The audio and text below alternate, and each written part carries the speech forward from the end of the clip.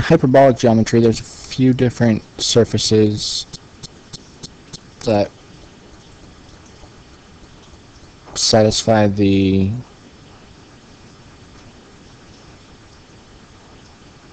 postulates.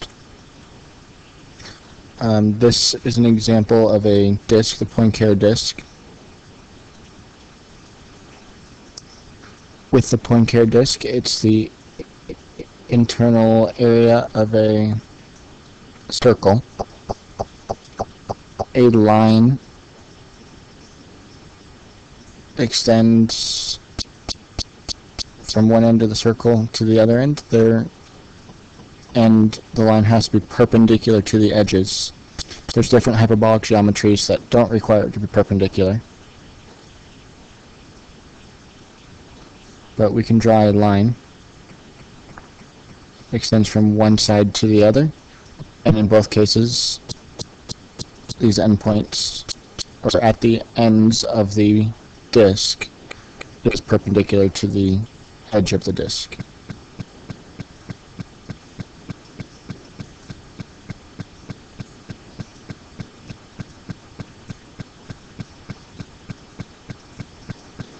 So if we take a look at the parallel postulate, we have a line. We can have a point that's not on that line.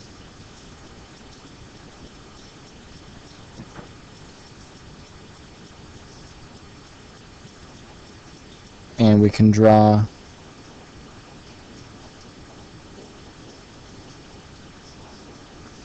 there's a line that is parallel. It does not intersect our given line. There's another. And another. We could draw an infinite number of parallel lines that go through point C here that are parallel to our given line AB. So in Euclidean geometry, there's exactly one line that's parallel. In hyperbolic geometry, there's an infinite number of lines that are parallel through that point.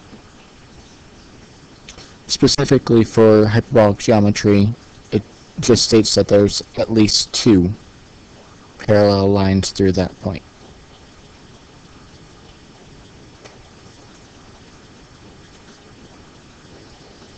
So now let's draw a triangle.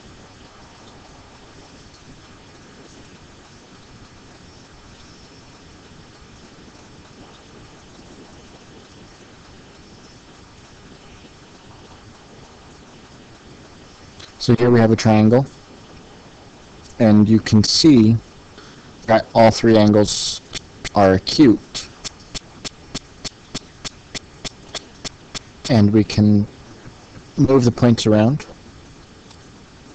You see as we get closer to the edge, that angle actually gets skinnier, smaller. As we get closer down here, the angle gets larger. But the other two angles get very small.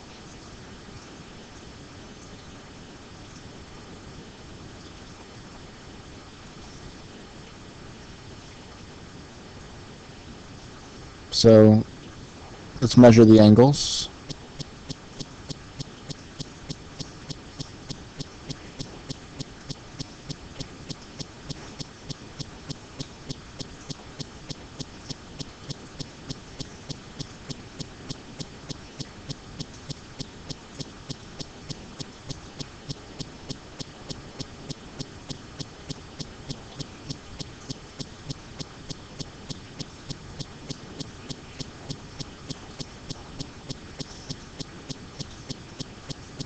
So we have the measures of all three angles. You can see that right now they only add up to be 130, less than 150. Even if we make angle A larger,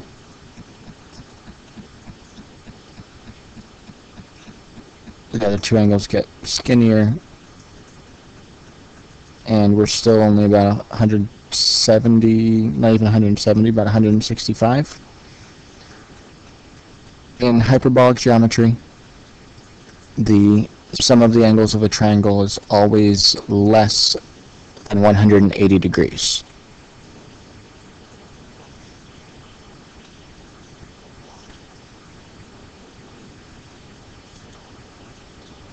Let's draw a line.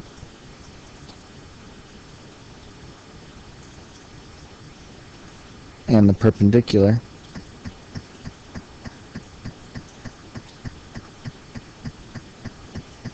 Let's draw another perpendicular to see if we can make a rectangle.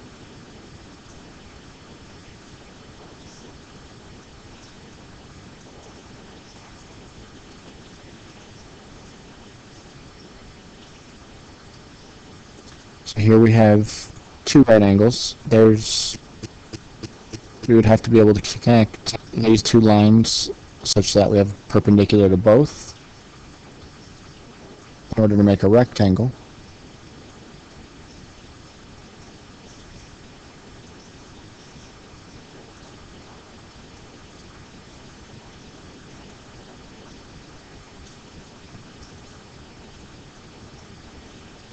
So we do have a third right angle here, but this angle is not a right angle. We can measure it.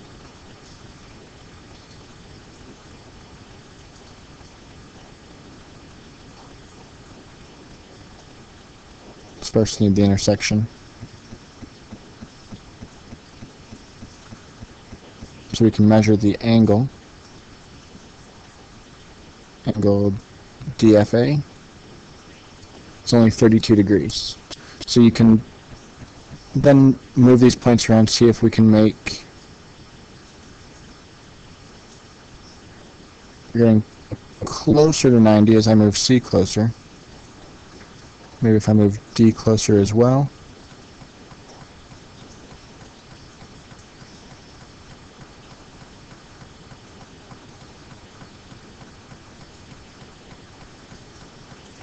It looks like it's about 90 degrees if it's overlapping. That's the only way to make it another right angle. So there are no rectangles in hyperbolic geometry.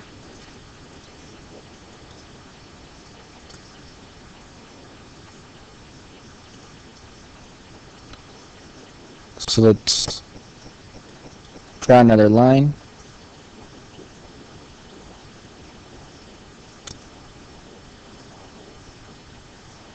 In fact, we'll make a triangle.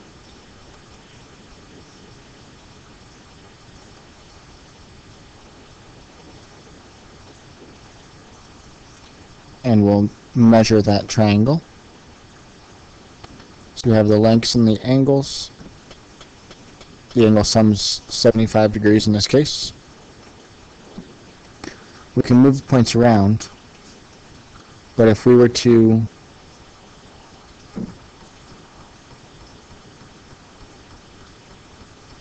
make that same triangle with the same angles, if we were ever to be able to replicate it, the triangles would be congruent. If triangles are similar, then they're also congruent.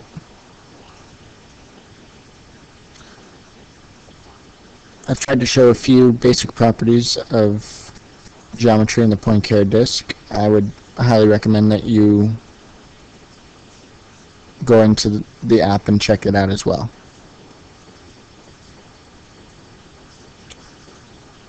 So far we've only talked about the Poincare disk. There's also the upper half plane that you can experiment with in this app. It's just another model of hyperbolic geometry. Here we have a triangle. There's all the measures. The angle sum is still less than 180 degrees. If it were to be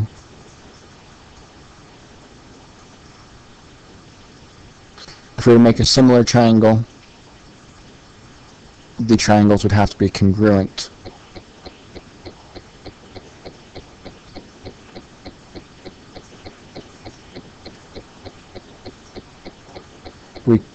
If if we look at line AB,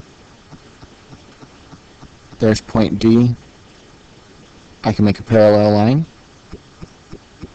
It does not intersect AB.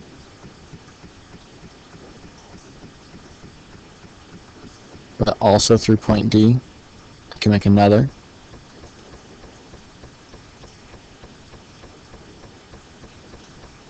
And just by moving that point around, you can see that there are several lines, many lines that would be parallel because they do not intersect.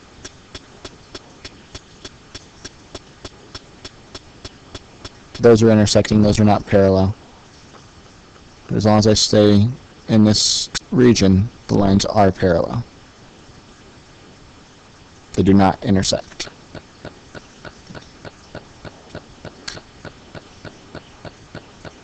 I think the best way to learn hyperbolic geometry is to experiment with it. So go into the app and check it out. Explore both the disk and the upper half plane.